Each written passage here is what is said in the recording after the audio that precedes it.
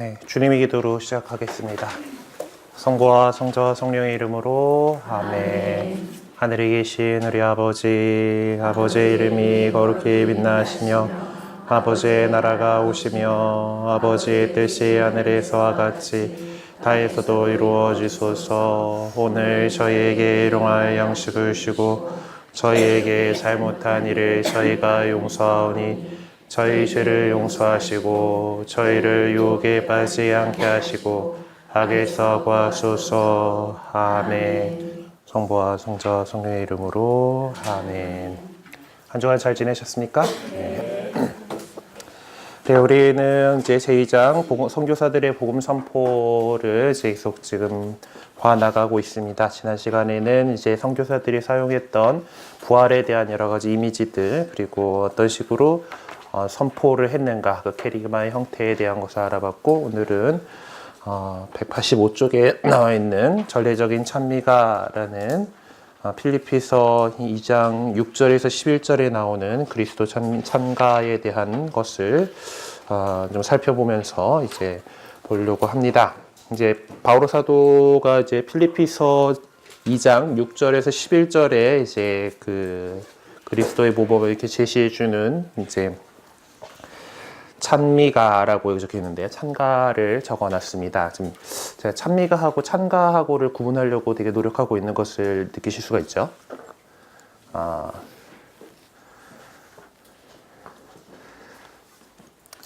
다른 데서는 사실 아무렇지도 않아요. 그러니까 우리식도 그냥 찬미가라고 이렇게 적었는데 교회 음악에서는 좀 구분을 합니다. 그래서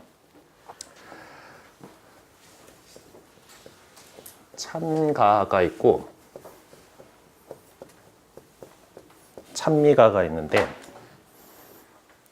뭘 말장난이야 싶죠? 네. 다 찬미를 드리기 위한 노래인 거예요. 근데 이거의 원래 이제 라틴 말은 이제 찬미가 같은 경우는 N을 써야 H와 N, 영어로서도 힘이라고 하는, 라틴어는 힘누스 이렇게 보통 부르고, 찬가는 칸티쿰이라고 부르는 그런 장르입니다. 달라요. 뭐가 차이가 나냐면은 힘누스는 혹시 성모일도 하시는 분들 있어요? 네, 성모일도 하시면은 그 하나님 날 구하소서 하고 찬미가가 제일 먼저 나오죠. 그거 어떤 형식이에요? 그 되게 정형화되어 있는, 우리말로는 그 다 사사조로 다 이렇게 해가지고 쫙 이렇게 그 반복되게끔 이렇게 되어 있는 그런 노래죠. 노래 가사예요. 그게 힘누스예요. 그런 식으로 정형화되어 있어 짝짝짝 절이 이렇게 나오시는 이제 그걸 힘누스고, 찬가는 그 성경에 나와 있는 텍스트를 기반으로, 성경에도 어떤 이 찬가가 실려 있는 칸티쿰인데 보통 성경 텍스트를 기반으로 해서 거기에 나와 있는 찬가입니다. 대표적인 것들이 루카복음서에 많이 나오는, 루카복음서에 나오는 성모일도 하시면서 이제 뒤에 시편 다 한 다음에 그 지가랴의 노래, 마리아의 노래, 이제 그 시메온의 노래죠. 하여튼 그 있죠. 복음서의 복음 찬가라예요, 걔들은. 그래서 그 찬가들 가운데에서도 복음서에 나온 찬가라 해가지고 그 성모일도에 나오는 베네딕투스, 지가랴의 노래하고 마니피캇, 그 마리아의 노래, 그리고 눈쿠 디미스티스라고 하는 그 이제 시메온의 노래, 요거 세 가지는 복음 찬가라고 해가지고 좀 더 찬가들 가운데에서도 큰 찬가로 이렇게 불리고요. 그리고 이제 오늘 배우게 될 이 그 필리피서에 나오는 그리스도 찬가, 이거는 복음 바깥에 있는 다른 작품에 실려 있는 거잖아요. 뭐 그런 것 말고 그런 것도 있고, 뭐 구약 성경에 보면은 이제 누구야, 그 사무엘 엄마 한나의 노래도 있죠. 네, 그것도 그런 식으로 그렇게 이제 찬가들이 이제 곳곳에 이제 성경에 실려 있습니다. 시편도 어떤 의미에서는 찬가에 해당하는데, 시편은 별도로 이제 그 이렇게 수정을 해가지고 그 다른 이제 그 아예 별도의 장르로서 얘기를 해요.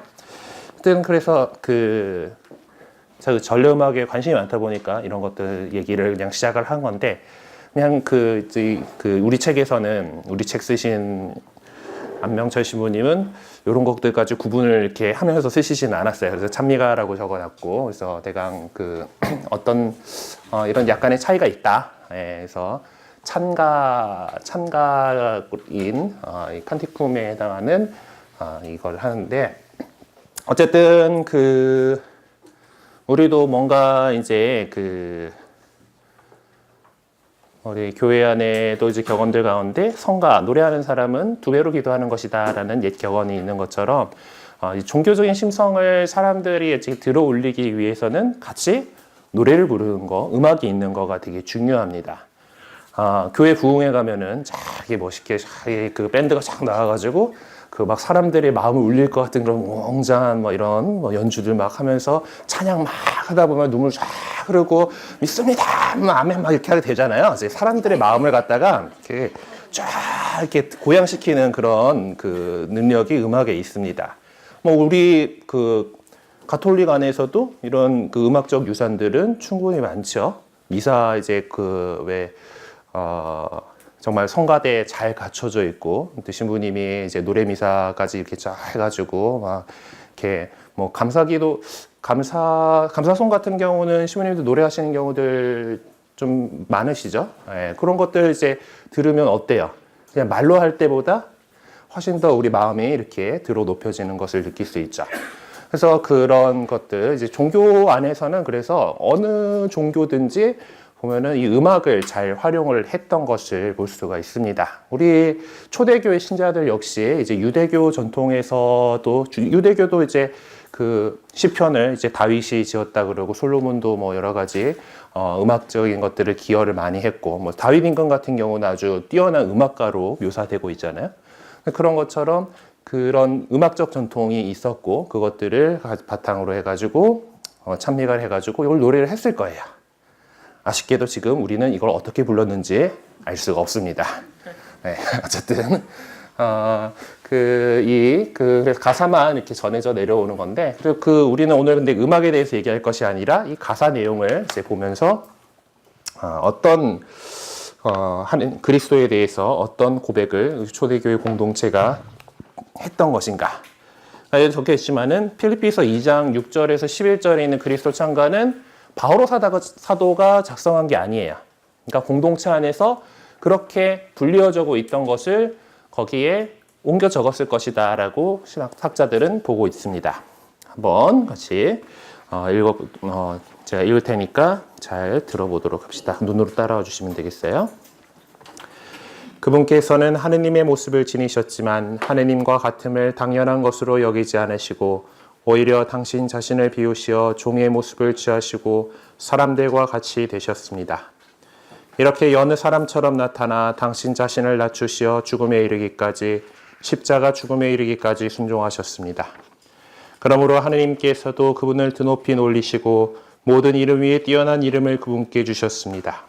그리하여 예수님의 이름 앞에 하늘과 땅 위와 땅 아래에 있는 자들이 다 무릎을 꿇고 예수 그리스도는 주님이시라고 모두 고백하며 하느님 아버지께 영광을 드리게 하셨습니다. 네. 되게 멋지고 아름다운 그런 내용을 담고 있습니다. 정말 그 시절에 어떤 식으로 이걸 같이 불렀을지 참 궁금하긴 한데요. 그건 두고 우리는 가사를 잘 연구를 해보도록 합시다. 자, 그럼 이 찬가 안에서 하느님께서 하셨던 일, 하느님께서 하신 일들이란 무엇일까? 대충 여기서 보면은 하느님과 하느님에 대한 하느님이 주어가 그러니까 하느님 아버지가 주어가 될 만한 거가, 그렇죠. 처음에는 이제 그분께서는 하느님의 모습을 지으셨으니까 이건 예수님에 대한 얘기고, 7절도 당신 자신을 비우시고 종의 모습을 지으셨으니까 예수님에 대한 얘기고, 8절도 그렇게 순종하셨다는 것 예수님에 대한 이야기고, 9절에 보면은 이제 하느님께서 하신 일이 나오죠. 그분을 드높이 올리시고 모든 이름 위에 뛰어난 이름을 그분께 주셨습니다. 그것이 9절에 나와 있는 그 내용이 이제 보고, 그러면 이제 그 다음에 10절에는 예수님 이름 앞에 하늘과 땅에 이제 무릎을 꿇는 거는 그 하늘과 땅 위와 땅 아래에 있는 자들이고, 그거 11절에 있는 것도 그들의 이야기죠. 자, 하느님 아버지께서 하신 거는 9절에 있는 드높이 올리셨다. 그리고 뛰어난 이름, 모든 이름 위에 뛰어난 이름을 그분께 주셨다가 있고, 그리스도께서 이루신 업적들은 무엇이 있을까요? 자, 그러면은 그리스도께서 하셨던 것은 7절, 6절에서 이제 당연한 것이 여기지 않았고 7절에 6절 7절에 나오는 것처럼 되게 겸손하게, 그래서 8절에 나오는 그 말이 딱 그게 딱 이어지겠네요. 8절에 있는 그 업적이 그 6절 7절이 다 이제 그것들을 수식해 주는 거니까, 당신 자신을 낮추시어 죽음에 이르기까지, 십자가 죽음에 이르기까지 순종하셨습니다 라는 것이 그리스도께서 이루신 업적이겠죠. 그래서 그리스도교 신자들은, 그것을 믿는 신자들은 뭘 해야 되나요? 그래서 모든 사람, 땅 위와 땅 아래에 있는 자들이 다 무릎을 꿇고 예수 그리스도는 주님이시라고 모두 고백하며 하나님 아버지께 영광을 드려야 한다. 예수 그리스도께서 주님이시다라고 고백하고 하나님 아버지께 영광을 드린다. 그것이 신자들이 해야 될 거죠. 자, 그러면 이런 것들을 좀 나누어 봤어요. 그래서 분석한 내용을 토대로 하나님 아버지와 주님이신 그리스도와 믿는 사람들의 관계에 대해서 설명을 해보면은, 하나님께서 이제 예수 그리스도를 우리들에게 보내주셨는데, 그분께서는 하나님 아버지의 뜻을 따르시고 끝까지 순종하심으로써 아버지의 뜻을 이루어 주셨죠. 그래서 그 믿는 모든 사람들과 구원의 은총 속에 살고 있는 사람들은 하느님께 그리고 그리스도께 참여와 영광을 드려야 한다라는 것이 그래서 뭐 전체 내용을 잘 한번 요약 정리해 보시면 되겠습니다. 자, 예수님께서 부활하셨다는 것을 전해주는 구절을 지적하고, 여기서는 어떤 식으로 표현하고 있는지 지적해 보자라고 돼 있어요. 예수님께서 부활하셨다라는 것은 하느님께서도 그분을 드높이 올리시고 그리고 뛰어난 이름을 주셨다라는 거죠. 그러니까 이 올리시다, 하늘로 이렇게 올라가신 것이다라는 것은 그 어떤 유다인들의 세계관 안에서 이제 더 이상 이 땅에 매여 가지고 우리가 땅에 매여서 죽음을 맞이해야 되는 그런 존재가 아니라, 이제 그것에서 그 위로 더 초월적인 세계로 하늘로 올라가신 거기 때문에 죽음에 더 이상 머물러 계시지 않는다라는 얘기고, 그것은 부활하셨다라는 얘기가 되는 거죠. 그래서 이렇게 그 드높이 올리셨다라는 그것이 그 이야기하고자 하는 바는 그런 겁니다. 더 이상 이제 땅에 매여 있는 존재가 아니시다라는 거예요. 자, 그리고 예수님의 부활을 설명하는 데 있어서 어떤 이미지가 사용되고 있는가, 참조로 이제 6절에서 9절과 이사야서 52장 13절에서 53장 12절까지의 내용들이 나와 있는데요. 그 부분은 이사야서의 52장은 고통받는 주님의 종의 노래에 해당하는 부분입니다. 그래서 우리 여기 이제 창가에 보면은, 창가에서 얘기하고자 하는 것은 이제 종이라는 거, 그렇죠? 당신 자신을 비우셔서 종의 모습을 취하셨다라는 것이고, 그렇게 순종하셨다라는 것, 그것이 이사야서에 나오는 고난받는 주님의 종의 그 모습을, 그것이 바로 예수 그리스도께서 이 세상에서 우리에게 보여주신 그 모습이다. 그것이 이미 이사야 예언자에 의해서 예언이 되어 있었다라는 것이에요. 그래서 지금 이 부분은 그 고통받는 주님의 종, 아니면 종이라는 그 표현 이미지를 사용을 하고 있다라는 것으로 이렇게 그렇죠, 볼 수가 있죠. 그리고 이사야서의 그 내용들 보면은 결국 그 종이 나중에 더 들어 올려지리라라는 그런 내용들도 나오고 있죠. 네. 그렇죠. 즉 그런 하느님께서 지금 그가 되게 막 으스러지고 막 이제 그런 모습이지만은 결국 하느님께서 들어 높이시고 어떤 더 존귀한 모습으로 이렇게 나타나게끔 이렇게 하는 것을 이사야서에서 볼 수가 있습니다. 자, 필리피서 2장 6절에서 11절은 흔히 그리스도론적인 찬미가라고 칭하죠. 여기서 예수님 모습을 두 가지 면에서 조명해주고 있습니다. 예수님께서는 첫 번째 인간의 아담처럼 행동하지 않으시고, 아담은 불순종했죠. 예, 하느님께서 이거는 따먹지 말라 했는데 어찌됐든 그 잘못을 범했습니다. 그래서 범죄를 했던 것이고, 그렇게 행동하지 않으시고 이사야에서 나오는 고통받는 주님의 종처럼 행동하셨습니다. 예수님께서 지니신 그런 모습은 그리스도의 신비를 밝혀주기 위한 것이죠. 창세기 3장 5절과 이사야에서 53장 10절을 직접 찾아 적으면서 아담과 같지 않은 예수님의 모습과 고통받는 주님의 종이신 예수님의 모습을 묵상해보자 라고 했죠. 그래서 이거는 찾아가지고 적어 보셨죠? 네, 적어 보시면서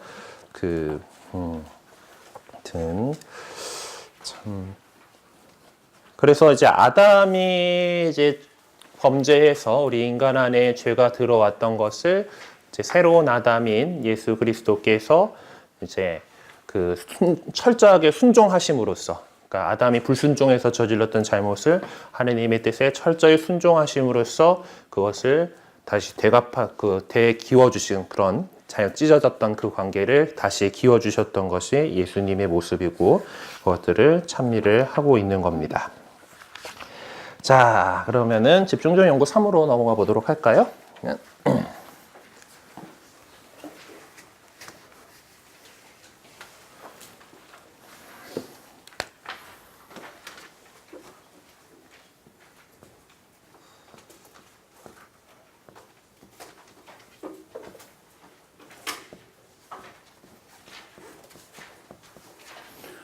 표명하기 위한 이야기.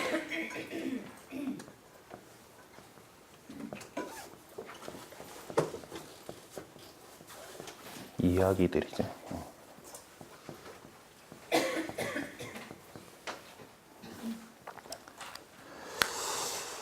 자, 우리는 이제 앞서서 이 집중 연구 1과 2를 통해서 초대교회 신자들이 어떤 식으로 그들이 깨달은 예수님 부활의 신비를 설명하려고 애썼는지를 살펴보았습니다. 예. 이 초대교회 신자들이 사용한 부활 신비에 대한 대부분의 표현들은 사실 교회 초창기까지 거슬러 올라가는 것이고, 그래서 사도들이 복음을 선포하던 그 매우 이른 시기에 형성된 것입니다. 그래서 우리는 여기서 이제 복음서들이 편집되는 상태, 당시에 그리스도교 공동체들이 깊이 묵상하고 숙고한 내용들을 보게 될 것입니다. 그러니까 이미 이전부터 이런 이야기들로 전해졌고, 그것들을 이제 그 신자들이 늘 되새기면서 묵상하고 그렇게 살아왔던 것들이 편집돼서 지금의 우리들이 갖고 있는 신약 성경 안에 이렇게 남아 있는 거죠. 그래서 그것들을 살펴보자라는 겁니다. 그래서 이 가운데에서 대표적으로 두 가지 이야기를 비교 연구를 해보려고 해요. 어떤 형식을 통해서 부활 신비를 드러냈는지 찾아내서 정리를 해보도록 합시다. 마테오복음서의 이야기가 나와 있고 루카복음서의 이야기가 이렇게 나와 있네요. 자, 다 이제 그 예수님께서 부활하신 예수님을 제자들이 만난 이야기입니다. 마테오복음서에는 봅시다. 11제자는 갈릴레아로 떠나 예수님께서 분부하신 산으로 갔다. 그들은 예수님을 뵙고 엎드려 경배하였다. 그러나 더러는 의심하였다. 예수님께서는 그들에게 다가가 이르셨다. 나는 하늘과 땅의 모든 권한을 받았다. 그러므로 너희는 가서 모든 민족들을 제자로 삼아 아버지와 아들과 성령의 이름으로 세례를 주고 내가 너희에게 명령한 모든 것을 가르쳐 지키게 하여라. 보라, 내가 세상 끝날까지 언제나 너희와 함께 있겠다. 하고 이제 여기 마테오복음서에서 보면은 예수님이 처음 시작하셨던 그들과 처음 만났던 갈릴레아로 제자들을 부르셔갖고 거기서 이렇게 만나는 장면으로 나옵니다. 루카복음서에서는 예수님을 만나는 곳이 예루살렘이에요. 네. 루카는 이제 다른 복음서에 없는 엠마오로 가는 제자들에게 발현한 이야기를 전해주고, 이들이 예수님을 만나고 나서 그 밤길을 냅다 달려가지고 예루살렘으로 다시 돌아와서 11제자들과 동료들 앞에서 정녕 주님께서 되살아나셔서 시몬에게 나타나셨다라고 하고 있는데, 시몬에게 나타나셨다라고 하고 있는데 이들이 와가지고 만났던 얘기를 했죠. 그래서 그렇게 길에서 있었던 이야기를 얘기해 줍니다. 그러면서 그러고 있는데 이제 부활하신 예수님을 만났어라는 얘기를 이렇게 서로 하고 있는데, 그때 예수님께서 그들 안에 짠 하고 나타나셔가지고 이야기를 하십니다. 그들이 이러한 이야기를 하고 있을 때 예수님께서 그들 가운데 서시어 평화가 너희와 함께 하고 그들에게 말씀하셨다. 그들은 너무나 무섭고 두려워 유령을 보는 줄로 생각하였다. 그러나 예수님께서 그들에게 이르셨다. 왜 놀라느냐? 어찌하여 너희 마음에 여러 가지 의혹이 있느냐? 내 손과 발을 보아라. 바로 나다. 나를 만져보아라. 유령은 살과 뼈가 없지만 나는 너희도 보다시피 살과 뼈가 있다. 이렇게 말씀하시고 나서 그들에게 손과 발을 보여주셨다. 그들은 너무 기쁜 나머지 아직도 믿지 못하고 놀라워하는데 예수님께서 그들에게 여기에 먹을 것이 좀 있느냐 하고 물으셨다. 그들은 구운 물고기 한 토막을 드리자 예수님께서 그것을 받아 그들 앞에서 잡수셨다. 그리고 그들에게 이르셨다. 내가 전에 너희와 함께 있을 때 말한 것처럼 나에 관하여 모세의 율법과 예언서와 시편에 기록된 모든 것이 다 이루어져야 한다. 그때 예수님께서는 그들의 마음을 여시어 성경을 깨닫게 해주셨다. 이어서 그들에게 이르셨다. 성경에 기록된 대로 그리스도는 고난을 겪고 사흘 만에 죽은 이들 가운데에서 다시 살아나야만 한다. 그리고 예루살렘에서부터 시작하여 죄의 용서를 위한 회개가 그의 이름으로 모든 민족들에게 선포되어야 한다. 너희는 이 일의 증인이다. 그리고 보라, 내 아버지께서 약속하신 분을 내가 너희에게 보내주겠다. 그러니 너희는 높은 데서 오는 힘을 입을 때까지 예루살렘에 머물러 있으라. 예수님께서는 그들을 베타니아 근처까지 데리고 나가신 다음 손을 드시어 그들에게 강복하셨다. 이렇게 강복하시며 그들을 떠나 하늘로 올라가셨다. 그들은 예수님께 경배하고 나서 크게 기뻐하며 예루살렘으로 돌아갔다. 그리고 줄곧 성전에서 하느님을 찬미하며 지냈다. 그래서 이 두 구절을 이제 예수님께서 이제 제자들한테 마지막 사명을 주시고 승천하시는 그런 장면인 거죠. 부제 때 이제 성지순례를 가보니까 예루살렘 이제 베타니아 근처 이제 예루살렘에서 좀 옆이잖아요. 베타니아가. 그쪽에 이제 예수님 승천 성당이 딱 있던데, 예수님께서 어떻게 승천을 하셨는지 모르겠지만은 빡 하고 올라가셨는지 발자국이 있다면서 거기 다 이렇게 바닥에 보존이 되어 있어요. 이게 그냥 쓱 이렇게 들어 올라가신 게 아니고 뭐 이렇게 출상술 뭐 이런 거 막 밟고 올라가셨는가 하여튼. 거기 그 성당 가면은 바닥에 하여튼 그렇게 딱 사람 발 모은 크기에 딱 발자국 이 돌에 딱 새겨져 가지고 그냥 맨 돌인데 그렇게 되어 있는데, 어쨌든 하늘로 이제 올라가셨다라는 그 이야기들을 서로 좀 비교를 해봅시다. 장대 높이면 장대가 꽂히는 데가 더 힘이 들어가잖아요. 그렇죠? 하여튼 어떻게 올라가셨는지 모르겠죠. 하여튼 발자국이래. 하여튼 그 포문을 연구하기 앞서서 우선적으로 참고자를 소개하고 있는 시간적 개념과 공간적 개념을 가지고 있는 그 내용을 자세히 읽어보라고 이렇게 했죠. 그 199쪽부터 나오고 있는 부활의 신비를 표현하기 위해서 사용된 이미지들이라는 것이 있습니다. 199로 한번 가볼까요? 자, 시간적 개념의 바탕을 둔 이미지하고 이제 공간적 개념의 바탕을 둔 이미지하고 이렇게 있습니다. 자, 유다인들 세계관 그때 뭐 다 알고 있는 하늘이 공창이 있고 땅이 이렇게 있고 땅 밑에 죽은 이들의 공간이 있어요. 이제 그래서 처음에 유다인들은 사람이 죽으면은 잠속에 깊이 빠져들거나 땅 밑에 거쳐가게 이 셔울이라고 하는 저승에 가게 되는 거예요. 근데 그러면 다시 생명을 얻는다라는 것은 요 밑에 내려가 있다가 올라가는 거죠. 다시 다시 땅 위로 다시 올라오는 것을 얘기를 합니다. 잠을 잘 때도 바닥에 누웠다가 일어나면은 위로 올라가죠. 그래서 그 그리스어에 있어서도 잠에서 깨어나다와 끌어올리다라는 동사는 서로 다른 동사지만 의미상으로는 그 동일하게 부활하다는 의미로 이렇게 사용되었던 것입니다. 그리고 근데 유다인들이 갖고 있던 이런 이미지는 역사적 사실의 바탕을 두고 생겨난 것이래요. 세 가지로 이제 이 세계관, 세 단계, 하늘, 땅밑이라고 하는 세계관에서 땅, 밑땅에서 이제 그런 차원에서 간다라고 해요. 네.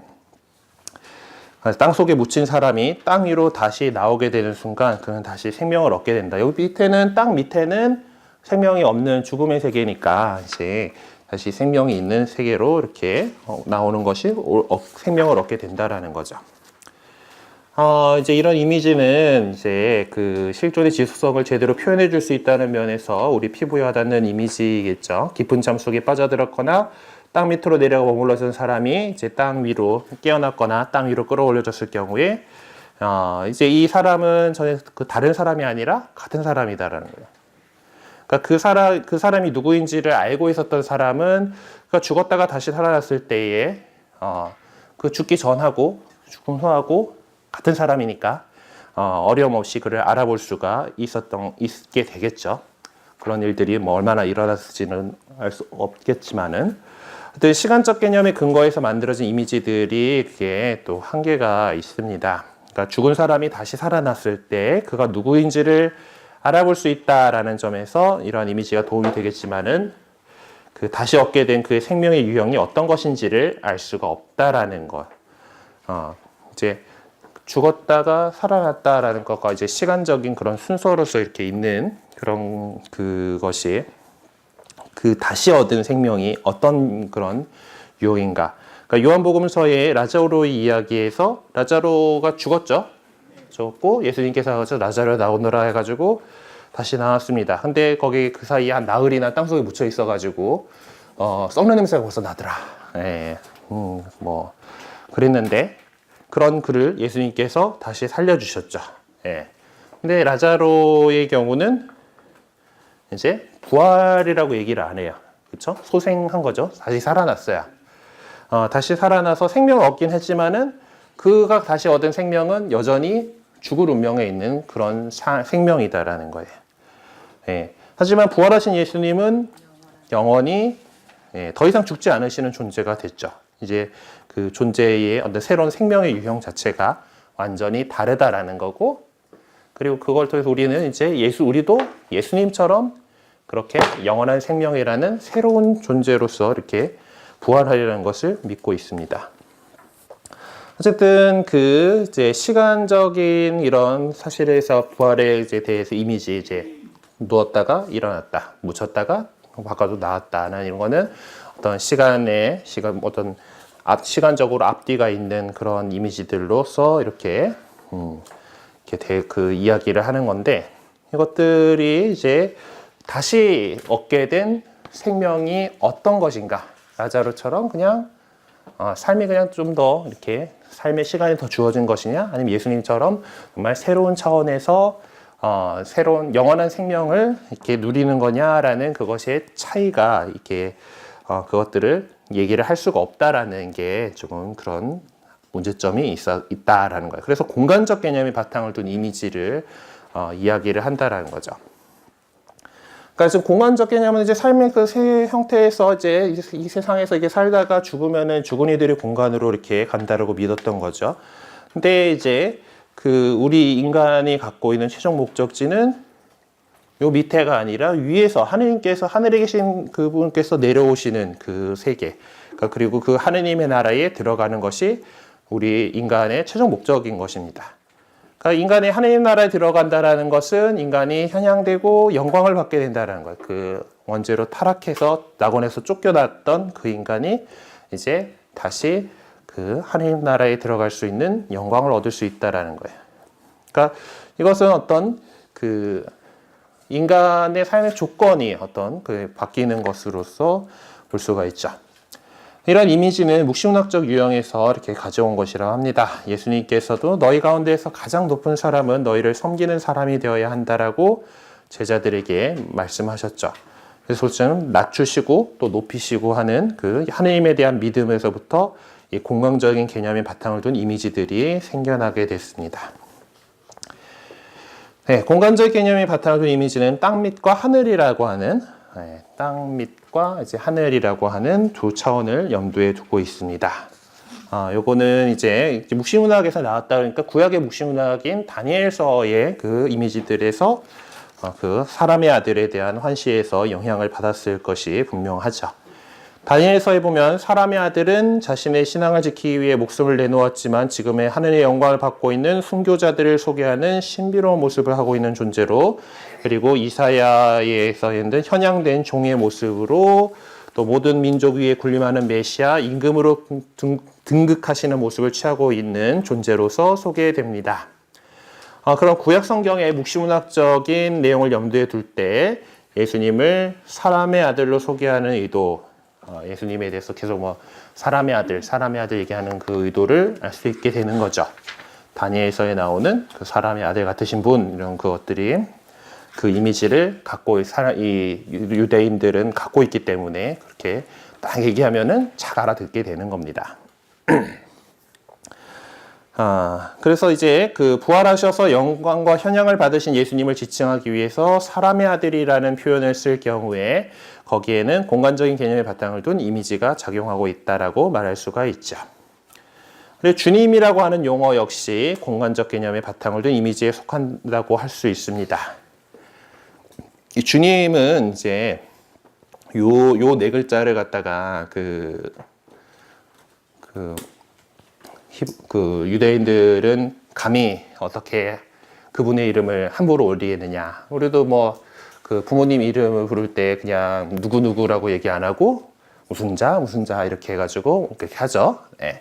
그렇게 하는 것처럼 되게 존경의 의미에서 이거를 감히 입에 담을 수가 없는 거예요, 사람들. 그래서 근데 거기 나오면은 다 발음이 야훼였든지 야훼였든지 그거는 잘 모르겠지만은 우리는 일단 야훼라고 이렇게 보고 있고, 그것을 거기 자리가 나오면은 아도나이라고 하는 주님이라는 그런 용어로 바꿨고, 그것이 나중에 그리스어 큐리오스로 번역이 돼가지고 있는 것이죠.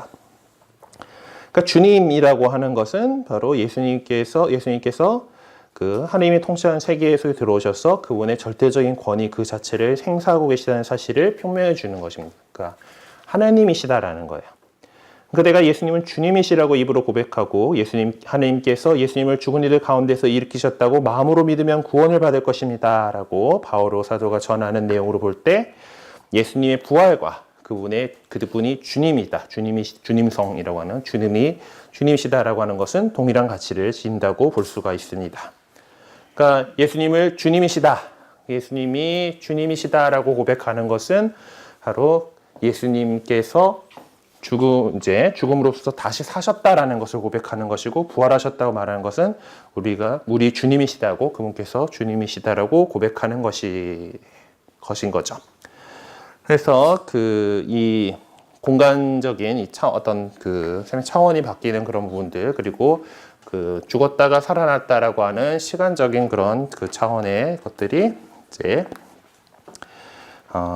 초대교 신자들이 이 두 가지 이미지를 잘 사용을 하면서 이렇게 이 부활에 대한 이야기를 했었다라는 거를 이제 보았습니다. 그럼 다시 원래대로 돌아가 보죠. 190쪽으로 다시 돌아가 봅시다. 자, 첫 번째 지금 질문이 나왔죠. 위에 발췌에서 소개한 마태복음서 28장 16절에서 20절은 부활하신 주님의 발현 사건을 전해주는 내용인데, 여기서는 공간적인 이미지를 사용을 하고 있습니다. 십자가에서 돌아가신 예수님께서 부활하셨음을 전해주기 위해서 사용하고 있는 그 공간적인 이미지의 특별한 표현을 찾아봅시다 라는 건데,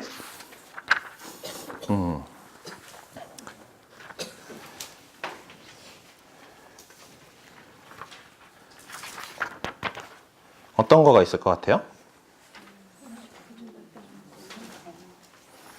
하늘과 땅이 모든 권한을 받았다 이런 것들이 있는데,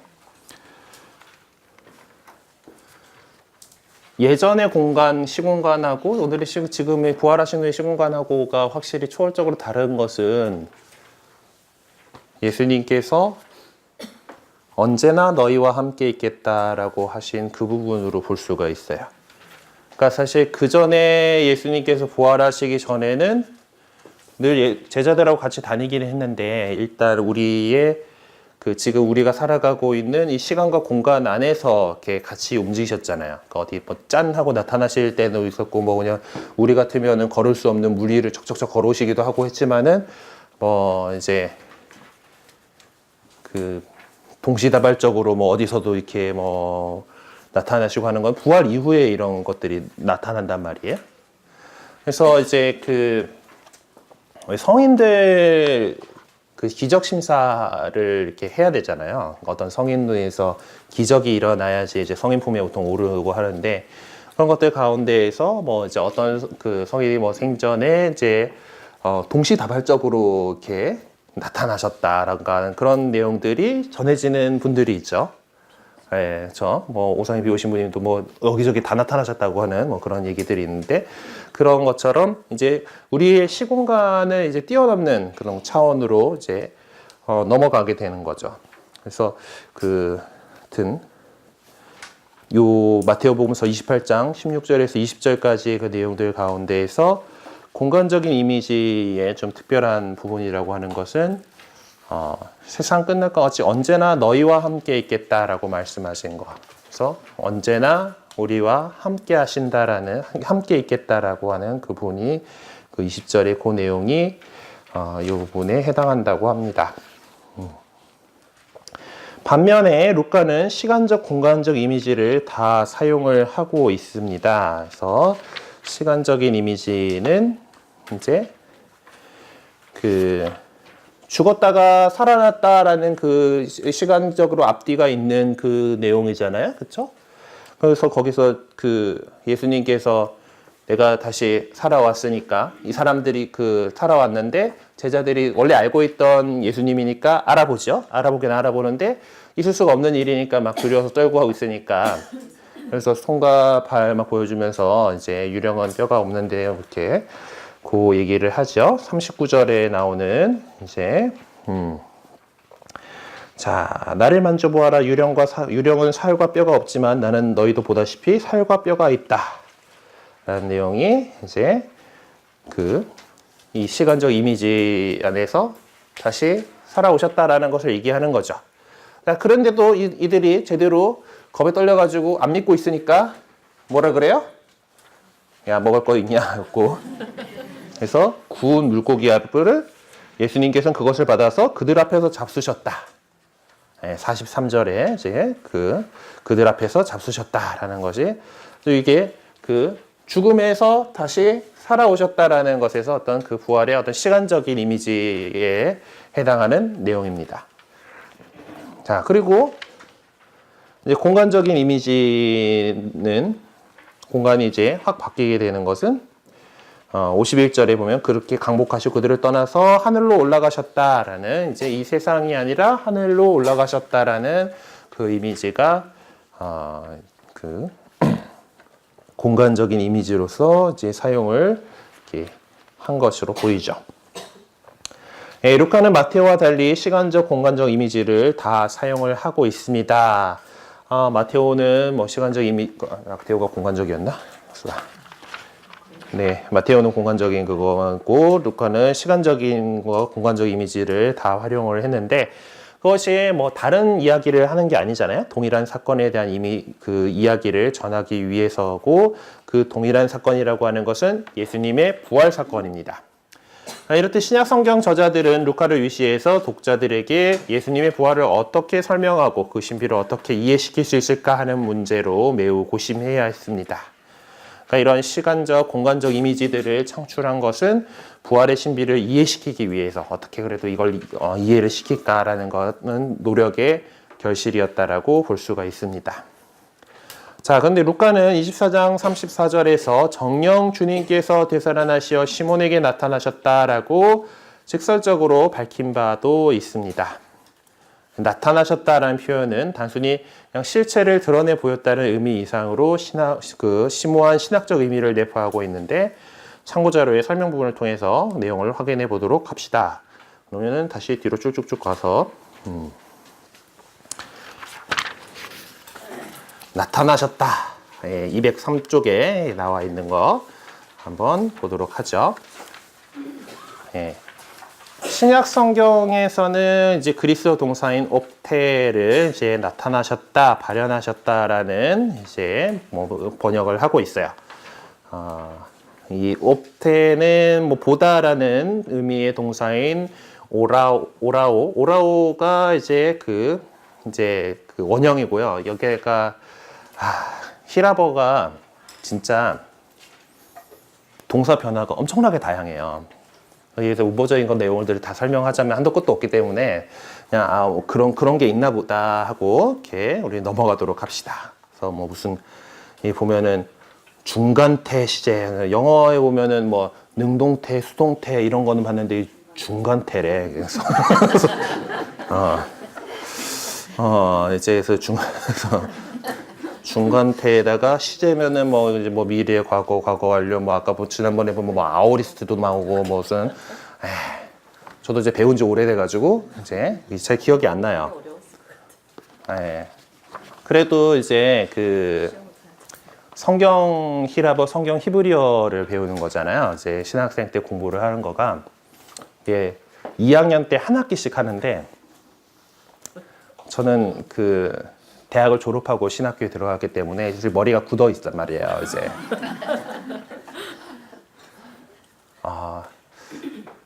히라버는 그래도 저는 일단은 공대를 나왔기 때문에 원래 이과였거든요. 그래서 히라버는 글자가 그래도 수학 시간에 썼으니까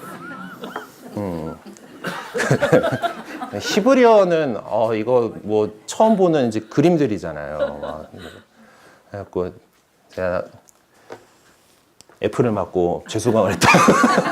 성경 언어에 대해서 아픈 기억이 있는데, 근데 사실 그 한 학기씩만 배우는 거는 이렇게 깊이는 안 들어간다는 얘기잖아요. 그러니까 대강의 성경을 해석할 때 도움을 받을 수 있는 정도의 문법을 익힌다라는 그런 개념으로 이렇게 사용을 했던 건데요. 그러니까 이런 식으로 이제 그 얘네들이 갖고 있는 우리말로 되게 번역이 잘 안 되는 그 말투들이 있다라는 거예요. 그러니까 문법적인 내용들이 이렇게 있다 보니까 우리말 같은 경우는 사실 그 요즘에야 이제 워낙 이제 영어의 그 영향 때문에 수동형 문장들을 이렇게 쓰기도 하지만은 우리는 기본적으로 능동형 문장밖에 없는 언어예요. 그러니까 억지로 해줬다, 하겠다, 이렇게 표현하면 하긴 하겠지만은, 이제, 그래서 그게 우리가 원래 잘 안 나다는데, 얘네는 또 이렇게 중간태 이런 것까지 이렇게 있다라는 거죠. 그냥, 그런 게 있구나라는 거고, 중간태라고 하는 건 능동도 수동도 아닌 한 대강 그 중간쯤, 이렇게. 자, 이 동사의 형태는 구약성경 70인 역본에서 구체적 의미로 사용된 히브리어 동사의 시제에 걸맞는데요. 어쨌든 그래서 여기 사용되는 그분께서 보여지셨다라는 수동태가 아니라 우리 신부님이 열심히 이제 우리말로 어떻게 표현을 해보려고 되게 노력을 하고 계시죠. 그분은 자신을 보여지게 하셨다 정도의 중간태 형태로서 이제 누군가에게 자신을 드러내 보여주는 행위를 중점적으로 강조해주고 있습니다. 그러니까 수동은 이렇게 주도권이 다른 쪽에 있는 거잖아요. 그러니까 그것이 자신이 이제 자신을 드러내 보여주는 드러내는 자의 주도권을 가지고서 드러낸다라는 것을 강조하고자 했다라고 해요. 그래서 그 사도 바울과 동시대인이었던 유다인 철학자 필론이 적은 그 문장들을 보면은 이것을 좀 더 확실하게 알 수가 있습니다. 그는 이제 아브라함에게 보여지신 하느님의 환시에 대해서 언급하면서 다음과 같이 기술을 하고 있죠. 아브라함이 하느님을 본 것이 아니라 하느님께서 아브라함에게 당신 자신을 보여지게 하셨다. 무슨 말장난인가 싶긴 하지만은 어쨌든 주도권이 하느님한테 있다. 그거를 강조하기 위해서 되게 그냥 아브라함 일개 인간이 그냥 본 그거가 중요한 게 아니라 하느님께서 그에게 이 당신 자신을 드러내 보여주셨다라는 것을 이제 이야기를 하려는 거예요. 그러다 보니까 이런 시제 어떤 이런 형태가 이제 중간태를 사용을 했다라는 거예요. 그래서 구약 성경에서는 신의 현혈을 표현할 때 전통적으로 그런 표현 양식을 사용하고 있습니다. 그러니까 하느님 우리가 보지 이제 감각할 수 있는 그런 존재가 아니잖아요. 우리의 감각 같고 감각 그 이상의 분인데 그분이 우리에게 자신을 드러내 보여주고 있음을 설명하는 하나의 방식이다라는 거예요. 그래서 여기서 강조되고 있는 것은 안 보이는 그분을 갖다가 봤다, 보는 데 있는 것이 아니라 거기에 통해서 무엇을 전해주시는가, 메시지를 보아야 한다라는 거죠. 신약 성경 속에서는 마테오와 마르코가 이제 거룩한 변모 때에 모세와 엘리야에게 보여주신 발현을 전할 때, 그리고 루카가 목동들이나 예수님 앞에 나타난 천사들의 발현을 전할 때, 그리고 사도행전 속에서 여러분 그런 발현을 전할 때에만 이런 표현 양식이 사용되고 있다고 합니다. 그분께서는 사람으로 나타나시고 그 오르심이 성령으로 입증되셨으며 천사들에게 당신 모습을 보이셨습니다. 라는 티모테오 전서의 이 말씀에도 이제 이 양식 같은 형식의 것이 나오고 있어요. 그래서 이렇게 이 나타나셨다라는 이것이 갖고 있는 것은, 그러니까 이게 예수님께서 주도권을 가지고 제자들에게 부활하신 당신의 모습을 보여주셨다. 그걸 강조하는 표현이다라는 거예요. 우리말에서는 조금 이렇게 썩 와닿지는 않는 그런 느낌이긴 하지만은, 히라버, 그 안에 원래 이들이 담고자 했던 이 표현에다가 이런 형식으로 해가지고 거기다 담아놓고자 했던 것은 이 부활하셔가지고 나타나신 것이 당신께서 보여주고자 하신 예수님께서 주도권을 쥐고 계시다라는 것을 이야기를 하는 겁니다. 자, 그래서 다시 등을 해갖고, 원래 가던 대로 돌아와서 이제 192쪽에 있는 주제별 연구 사도 바오로가 말하는 그리스도교 신자와 그의 주님으로 가봅시다.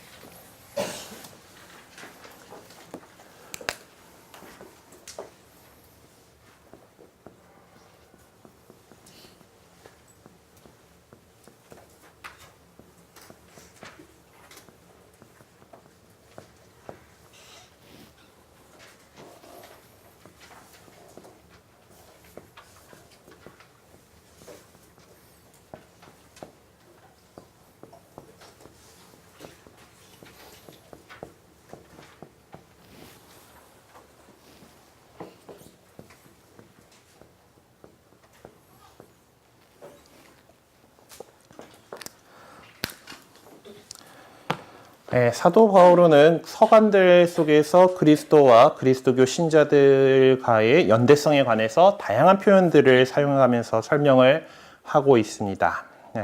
이 연대성을 표현하는 바오로의 방식은 그만의 독특하고도 고유한 것이죠. 그래서 바오로 사도는 그리스도와 그리스도 신자들의 연대성 안에서 설명하는 데 있어서 예수님의 파스카 여정, 그러니까 순환과 부활하심에 대한 신앙 고백을 근거로 삼고 있고, 이것을 설명하기 위한 수단으로서 다양한 동사들을 사용을 하고 있습니다. 그래서 여기 보면은 수능과 죽음에 대해서 돌아가시다, 넘어간다, 고난을 겪다, 십자가에 못 박히시다, 죽임을 당하다, 묻히다, 이런 것들을 사용을 했었고, 부활에 대해서는 다시 살아나셨다, 되살아나셨다, 영으로 다시 생명을 받다, 살아나시다, 나타나시다, 나타나시다, 보이시다, 이런 것들을 사용을 했습니다. 원문이 어떤가까지 제가 쫓아가지는 못하겠어요.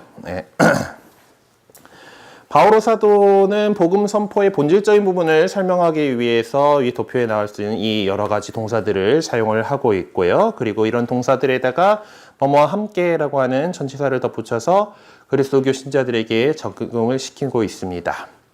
그래서 이런 것들이 있죠. 로마서에 나오는 대로, 그래서 우리가 그리스도와 함께 죽었으니 그분과 함께 살리라고 우리는 믿습니다. 라고 하는 것처럼 뭐와 함께라고 해서 이제 그리스도교 신자들도 그리스도와 함께 죽었고 그리스도와 함께 살리라. 요거는 우리 세례성사에 갖고 있는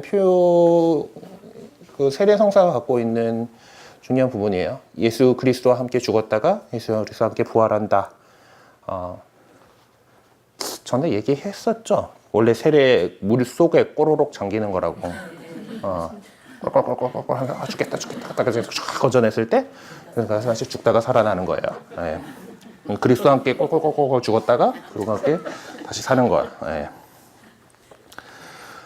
그래서 이제 바오로가 이렇게 함께라는 전치사를 사용하는 것은 그리스도 신자들 역시 그리스도와 같이 그리스도처럼 구원 행위의 단계를 거쳐야 한다는 것을 가르쳐주기 위해서입니다. 결과적으로 그리스도교 신자들은 그들의 주님이신 그리스도와의 연대성을 갖고 사는 사람들이어야만 하죠. 쉽게 말해서 그리스도 신자들은 그리스도께서 걸으셨던 삶의 여정을 그대로 따라서 살아가야 한다는 것입니다. 가족들 같이, 함께 연대성의 개념으로 표현을 설명을 하고 있는 것이고, 그래서 그 고대의 성현들은 그리스도를 본받기라는 말로 표현하기도 했습니다. 그리스도를 본받기, 예, 그 준주성범이라고 잘 알려져 있는 그 책 제목입니다. 이미타시오 크리스티니까 그리스도를 이미테이션 하는 거예요. 본받기. 이미테이션, 뭐 지금 요새는 이미테이션 하면은 뭐 표절같이 조금 이제 안 좋은 의미처럼 이제 독창적이지 않고 그대로 갖다 베꼈다라는 것처럼 이렇게 느껴지지만은, 학습이라고 하는 것은, 네, 그렇게 모방은 창조의 어머니다라고 하는 것과 마찬가지로 그렇게 모방을 하는 것에서 시작을 하는 겁니다. 그리스도를 모방하고 닮으려고 노력하는 거죠. 자, 그러면은 이제 여기에 나와 있는 성경 구절을 찾아 옮겨 보면서 연대성에 관한 표현들을 표시를 해봅시다. 자, 로마서 6장 8절이면 우리가 그리스도와 함께 죽었으니 그분과 함께 살리라고 우리는 믿습니다. 아까 나왔던 말이죠. 연대성에 대한 표현은 아까 위에도 굵게 적혀 있는 것처럼 뭐뭐와 함께죠. 뭐뭐와 함께라는 거. 콜로새서 그 2장 20절에 나와 있는 것도 여러분은 그리스도와 함께 죽어라는 표현이 이렇게 있습니다. 함께라는, 또 뭐와 함께가 또 나왔죠. 티모테오 전서 2장 11절에도 이제 우리가 그분과 함께 죽었으면 그분과 함께 살 것이고 라는, 그래서 함께라는 표현들이 있습니다. 첫 번째 그룹들에서는 함께 뭐 해야 된다라고 해요? 핵심적인 행위? 죽다라는 거예요. 같이 예수님과 함께 죽었으니 라는. 그래서 지금 요 세 구절에 나오는 것들은 같이 죽었다, 함께 죽었다, 그리스도와 함께 죽었다라는 거고, 두 번째 그룹은 이제 로마서 8장 17절. 네. 그리스도와 함께 영광을 누리려면 그분과 함께 고난을 받아야 합니다라는 구절이 거기에 적혀 있습니다. 이와 함께 하는 것이 영광을 누리기 위해서는 그분과 함께 고난을 받아야 합니다. 네. 여기서 핵심적인 행위는 고난을 받아야 합니다라는 거죠. 네. 고난을 받아야 한다. 죽고 고난을 받고, 이제 그리고 고난을 또 함께 하는 것이 영광을 누리려면이라고 좀 조건으로서 있긴 하지만은, 그러면은 그 나중에 영광을 누리는 것을, 함께 영광을 누리는 것도 같이 볼 수 있는 중요한 행위일 것 같아요. 제3그룹은 로마서 6장 6절 그분과 함께 십자가에 못 박힘으로써 나오고, 갈라티아서 2장 19절에는 나는 그리스도와 함께 십자가에 못 박혔습니다. 네, 이 두 구절에서 함께 한 행동은 뭐죠? 십자가에 못 박히다. 못 박힌 것이 그 시적인 행위가 되겠습니다. 로마서 6장 4절에 나오는 말은 그분과 함께 묻혔습니다라는 표현이 나오고, 콜로새서 2장 12절에는 그리스도와 함께 묻혔고라는 표현이 나옵니다. 여기서는 이제 십자가에 못 박혔으니까 묻혀야죠. 네, 묻혔습니다. 묻히다가 그 핵심적인 행위가 되겠습니다. 다섯 번째 그룹에서는 코린토 후서 4장 14절에는 예수님과 함께 일으키시어, 그리고 콜로새서 2장 12절에는 그분과 함께 되살아났습니다.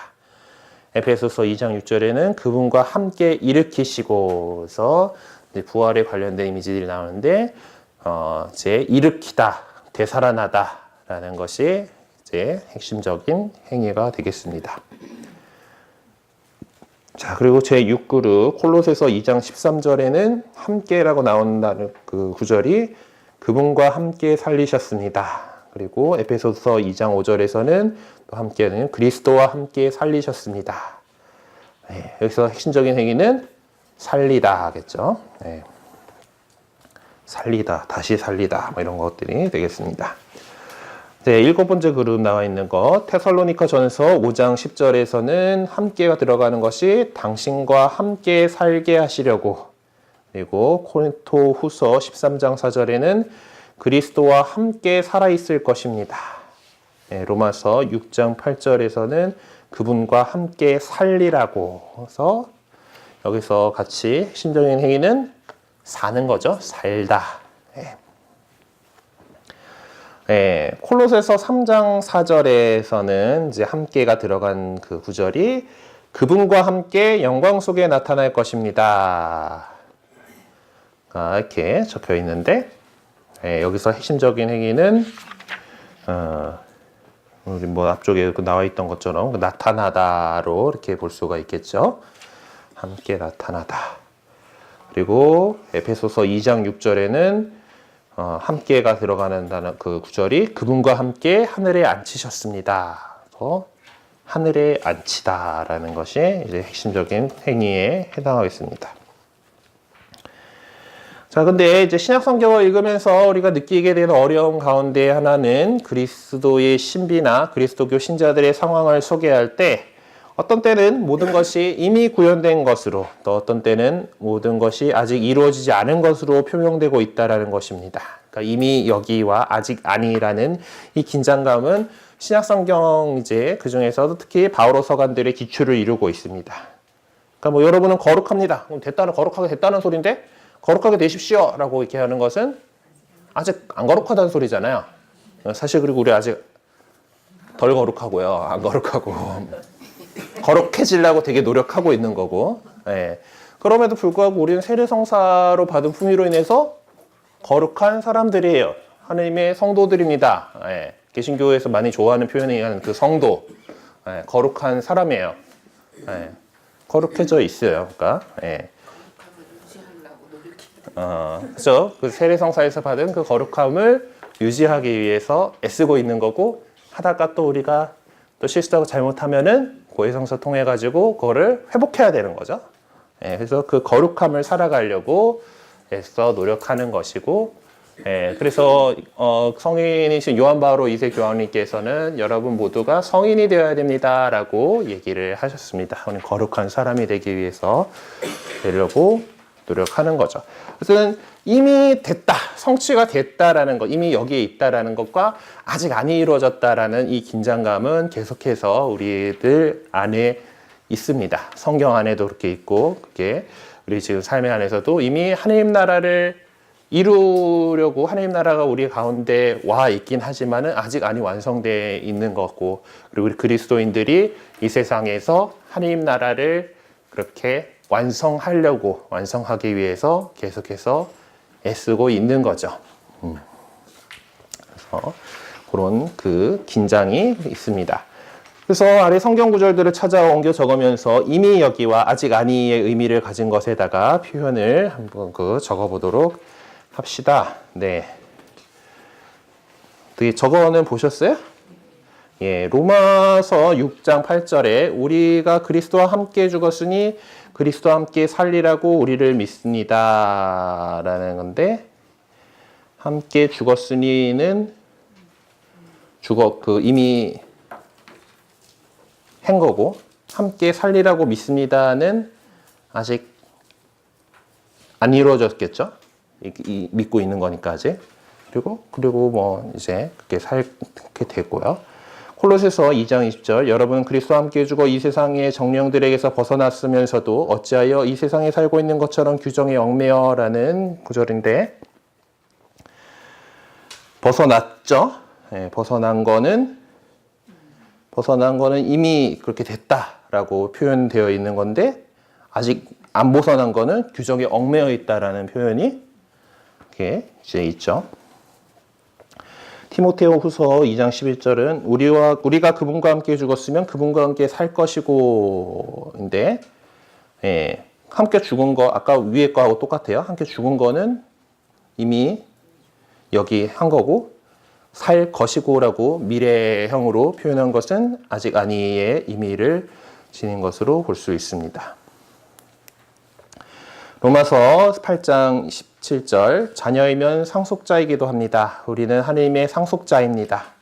그리스도와 함께 영광을 누리려면 그분과 함께 고난을 받아야 합니다. 근데 자, 우리는 하나님의 상속자입니다 라고 단정적으로 얘기한 것은 이미 여기로 볼 수가 있겠죠. 근데 그리스도와 함께 영광을 누리려면 뭔가 조건으로 얘기하는 것은 아직 아니를 이렇게 얘기를 하는 겁니다. 네. 자, 코린토 후서 4장 14절 주 예수님을 일으키신 분께서 우리도 예수님과 함께 일으키시어 여러분과 더불어 당신 앞에 세워주시리라는 것을 알고 있기 때문입니다. 자, 이미 일어난 건 뭐예요? 주 예수님을 일으키셨다라는 거고 우리도 예수님과 함께 일으키실 거다라는 거고 당신 앞에 세워주실 거다라는 것은 아직 아닌 거죠. 그러니까 그런 긴장관계입니다. 콜로새서 3장 1절 여러분은 그리스도와 함께 다시 살아났으니 저 위에 있는 것을 추구하십시오. 자, 그리스도께서는 함께 우리가 그리스도와 함께 다시 살아났어요. 세리성사를 통해서 그리스도와 함께 살아났고 그리스도께서는 저 위에 계시죠. 네. 근데 아직 우리는 저 위에 아직 안 가 있으니까 저 위에 있는 것을 추구하게 되겠죠. 네, 그리고 아직 아니의 그 긴장이 있습니다. 그리스도께서 테살로니가 전서 5장 10절에 그리스도께서는 우리가 살아있든지 죽어있든지 당신과 함께 살게 하시려고 우리를 위하여 돌아가셨습니다. 자, 이미 여기 이에 일어난 것은 그리스도께서 우리를 위하여 돌아가셨어요. 네. 자, 그리고 그것은 우리가 당신과 함께 살게 하시려고 한 건데 우리가 그분과 함께 살아야지 이게 이루어지는 거고 우리 모두가 다 그렇게는 안 됐으니까 아직 덜 이루어진 부분이겠죠. 예, 당신과 함께 살게 하시려고는 지금 우리가 살아있을 때도 당신과 함께 살고 우리가 죽어서도 당신과 함께 살고라는 그런 것들을 그것이 그 목적인데 그 목적은 아직 완성된 것이라고 할 수 있습니다. 콜로새서 3장 3절에서 4절에 나오는 것은 여러분은 이미 죽었고 여러분의 생명은 그리스도와 함께 하나님 안에 숨겨져 있기 때문입니다. 여러분의 생명이신 그리스도께서 나타나실 때 여러분도 그분과 함께 영광 속에 나타날 것입니다. 딱 문장이 반 딱 갈리죠. 앞쪽 문장은 이미 죽었고 그래서 그 숨겨져 있다라는 것은 이미 이루어진 일이죠. 하지만은 그 그리스도께서 나타나실 때 그분과 함께 영광 속에 나타날 거다라는 것은 아직 아니 이루어진 그 표현들입니다. 한번 좀 이렇게 표시를 해보셨을 거예요. 그러니까 이미 여기하고 아직 아니라는 이 표현은 좀 전문적인 그 신학적인 표현으로서 우리 그리스도교 신자들의 역설적인 삶의 현실을 잘 표현해주고 있는 것입니다. 그리스도교 신자란 무릇 이러한 긴장감 속에서 복음적인 삶을 살아가고자 하는데 최선의 노력을 다해야 합니다. 그러나 노력은 분명하고 확고한 희망의 토대 위에서 이루어지는 것이므로 어떻게 보면 믿는 사람들은 특권을 향유하고 있는 사람들이라 할 수 있죠. 그리스도교 신자들은 믿음의 삶을 통해서 그리스도와 연대성을 확인해 갈 뿐만 아니라 그리스도께서 베푸시는 구원의 유익을 얻으며 살고 있습니다. 그리스도교 신자들은 특별히 그러한 역설적이고 긴장된 삶을 교회 공동체 안에서 구체적으로 살아가고 있는데 우리가 교회 공동체 안에서 행하는 어떤 의식들이 그러한 삶을 반영해주고 있는가? 네. 우리가 교회 공동체 안에서 모여서 하나님 나라의 아직 이 세상에서 아직 아니 이루어진 그 하나님 나라를 그래도 더 느끼고 체험할 수 있고 하는 그런 것은 어디가 있을까요? 아마 미사 시간에서 함께 빵을 나누는 것이 중요할 겁니다. 그러니까 전례라고 하는 거, 우리 하느님 백성의 공적인 예배 행위인 이 전례가 바로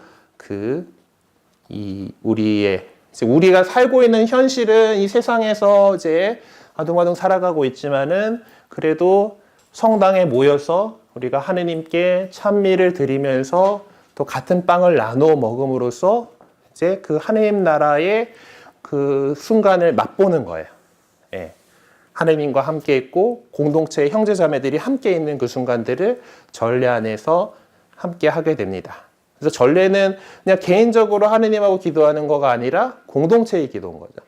우리 하느님 백성, 그리스도인이라고 하는 이 유대감으로 모여있는 우리들이 함께 하느님께 찬미를 드리고 함께 같은 하나의 빵, 예수 그리스도의 몸이라고 하는 하나의 빵을 같이 나눔으로써 이 전례의 시간에서 우리의 아직 안이 이루어졌지만 이미 여기에 있는 하느님 나라를 우리가 살아가게 되는 겁니다. 그래서 여기에 그 답은 전례라고 표시를 해두시면 좋겠습니다. 자, 그리고 다음 198쪽에 나와 있는 것은 이제 자신의 그 경험을 한번 적어 보세요라는 거예요. 그러니까 이러한 자기 이미 여기와 아직 아니라는 이런 역설적인 이런 상황들을 체험해 봤던 경험들이 있다면 한번 생각을 해 보시고, 없다고 해가지고 내가 아직 이런 것들을 발견하지 못했어 라고 한다고 해가지고 의기소침해지실 필요는 없습니다. 네, 사람들은 다 어떤 신앙의 단계들이 다른 것이고 어떤 그런 것들을 체험을 했을 수도 있고 또 아닐 수도 있고, 내가 체험을 했었던 건데 내가 아직 이런 긴장이 있다라는 것에 대해서 알지 못했기 때문에 생각 없이 넘어갔을 수도 있는 거예요. 네, 그래서 이 부분은 한번 오늘 좀 이미 여기와 아직 아니에 대해서 이제 설명을 이제 들으셨으니까 한번 이제 생각해 보시는 그런 것으로서 이렇게 남겨두면 좋겠습니다. 자, 그리고 이제 참고 자료 다른 것들은 좀 이제 읽어 보시는 걸로 하고, 조금 설명을 드리고 싶은 부분은 123쪽에 신앙 고백에서 신앙 고백문에 이르기까지라는 부분입니다. 123? 213. 미안해요. 123이라고. 앞으로 확 가버렸네. 그러면 안 되죠. 213.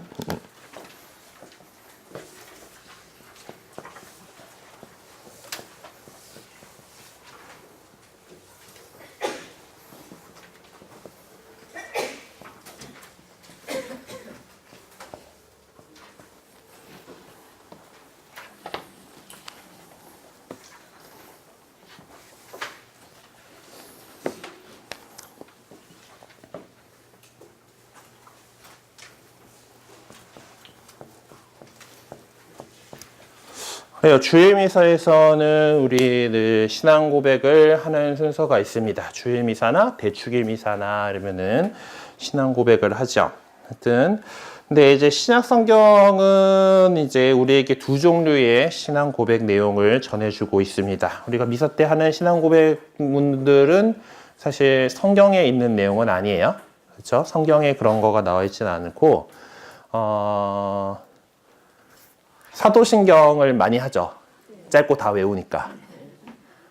니케아 콘스탄티노플 신경을 또 이제 중요하게 여겨가지고 하는 본당도 있을 거고, 그건 주임 신부님의 강력한 의지가 있어야지 보통 이제 이거를 해야 돼 하고 다 이제 뭐 어디 다 나눠놓고 이제 보고 이렇게 하시게 될 텐데, 계속 하다 보면 외워지긴 하기도 하지만은 저희 본당도 사도신경만 하고 있기 때문에 저도 지금 외워라 하면은 못 하겠어요. 어쨌든. 공식 신앙 고백문은 니케아 콘스탄티노플리스 신앙 고백이 신경이 우리 교회의 공적인 신앙 고백문입니다. 그러니까 그 공예를 통해서 이제 확정되어 있는 니케아 공예하고 콘스탄티노플 공예를 거치면서 확정된 신앙 고백문이라는 소리인데, 이게 교회의 신앙 고백 공식 신경이고, 그래서 사실 앞에 다른 수식 빼고 그냥 신경이라고 하면은 요걸 얘기하는 거야. 네.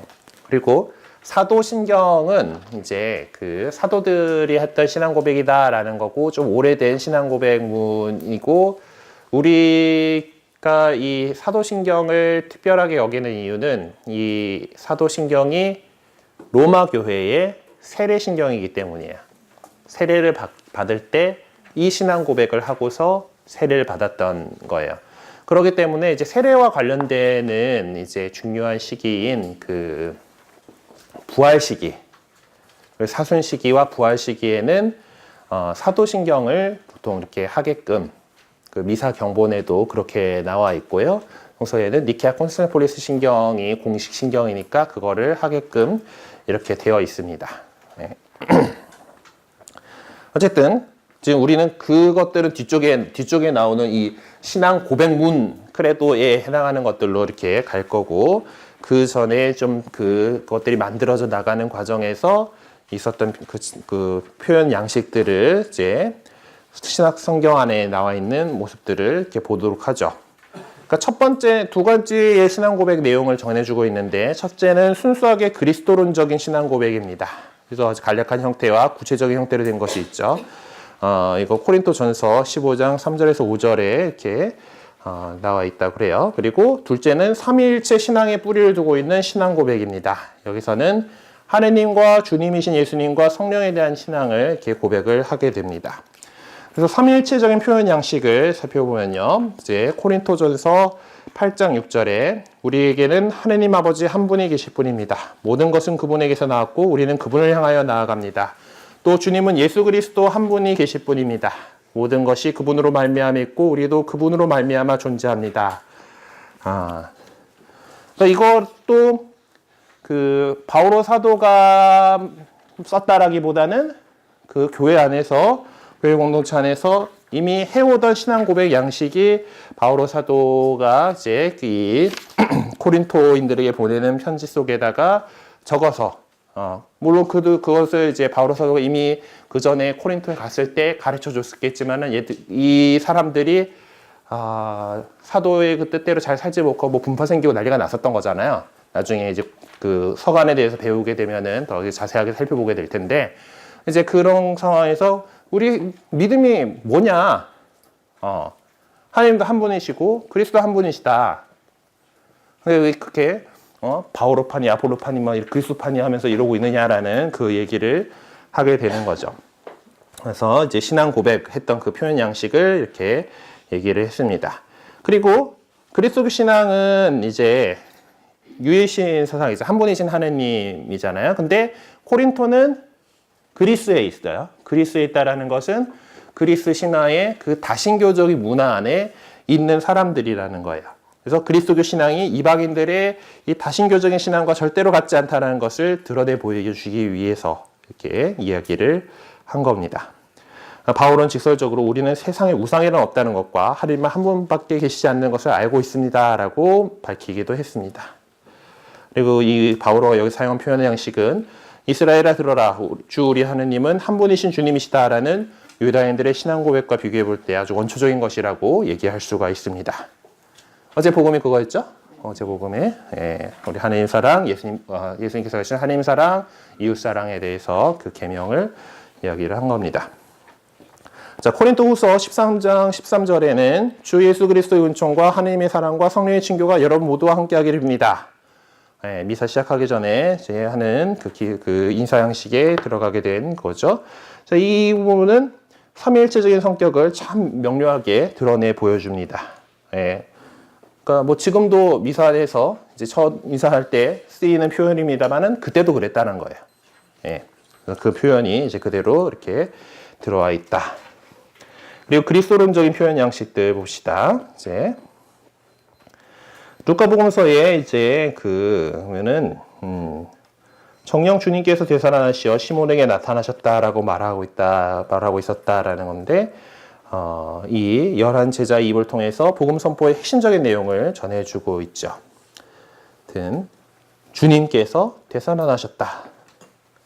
정령이라는 표현이 루카가 자주 즐겨 사용하는 용어 이기도 하고, 거기다가 부활과 주님이라는 호칭을 나란히 배열함으로써 이 내용이 이미 신학적으로 세심하게 편집되어 있음을 확인시켜주고 있습니다. 그러니까 복음서는 이미 좀 후대의 작품이다 보니까 이건 잘 편집되어 있는 그런 거지만 서간에서처럼 이렇게 원초적인 형태 그대로인 것은 아니라고 할 수가 있죠.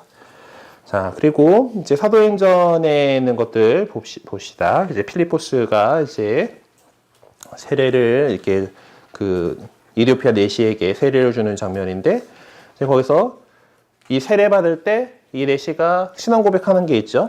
예수 그리스도가 하나님의 아들이심을 나는 믿습니다. 예, 라는 그거죠. 근데 이게 그 부분이 지금 가로쳐져 있는 부분에 있잖아요. 그렇죠? 성경 안에 안 나와 있어요. 예.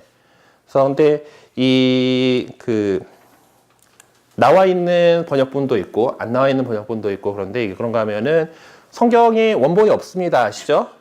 예, 원본이 없고 그 손으로 베껴 쓴 것들이 고대 수사본, 고대 손으로 베껴 쓴 그런 것들이 이리저리 이렇게 남아 있어가지고 그것들을 가지고서 학자들이 편집을 한 거예요. 근데 그 수사본들 가운데에서 아주 오래된 수사본에는 이 내용이 없는데 조금 후대의 수사본에 들어가 있는 내용이다. 그러면은 후대에 뭔가 가피를 했겠구나라고 이렇게 볼 수가 있죠. 그래서 이제 성경 번역한 거 안에서는 이제 빠져 있지만은 그래도 많은 수사본들이 이것을 담고 있다라고 이렇게 하는 내용입니다. 그래서 그래서 뭐 성경에 이렇게 있는 것들, 원래 원문에 가장 가능한 충실하려다 보니까 수사본들 것들을 서로 비교 검토해 보면서 후대에 더 들어간 것들은 보통 이제 이거는 나중에 따로 들어간 거니까 하고 어떤 그 번역에서 이제 빼는 경우들이 이렇게 있어요. 어쨌든 이제 그렇게 해서 여기 나온 거, 예수 그리스도가 하느님의 아들이심을 나는 믿습니다라고 하는 이 표현이 이렇게 있고요. 바오로 사도 한 페이지 넘어가죠. 126쪽 위로 올라가 봅시다. 그래서 사도행전 9장 20절에 나오는 표현 양식으로 곧바로 여러 회당에서 예수님은 하느님의 아드님이시라고 선포하였다.